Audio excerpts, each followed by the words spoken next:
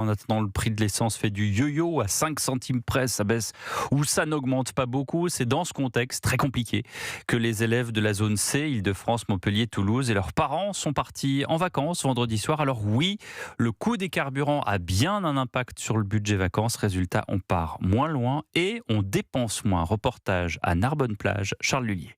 Ici, en ce début de vacances, la majorité des touristes comme Marcel sont originaires de la région. Nous arrivons de Villefranche-de-Rouergue, donc dans l'Aveyron. 2h30 de route. Niveau carburant, aller-retour, nous en avons pour à peu près 80 € et le côté moins cher compte beaucoup. Contexte qui pousse Julien, père de famille, à revoir son mode d'hébergement. La nuitée, on est sur 80 € via location saisonnière. Donc c'est moins cher qu'un hôtel parce que, vous savez, avec l'augmentation du carburant, c'est tous les petits gestes qui vont permettre d'économiser un petit peu. Des petits gestes qui ne font pas les affaires des restaurateurs ici, comme Pierre dans sa pizzeria. Pour l'instant, le midi, on n'ouvre pas parce qu'il y a très peu de monde. Hier soir, on tournait à peu près à une trentaine de clients. C'est catastrophique. Disons que généralement, c'est une pizza pour deux, donc ça démarre très mal. Là, en fait, on attend vraiment que la pleine saison, donc juin-juillet, arrive. Et attention à ne pas trop y compter, car l'été dernier, ici, plus de la moitié des professionnels du tourisme ont déclaré une baisse de leur activité, avec à l'époque un carburant pourtant 40% moins cher.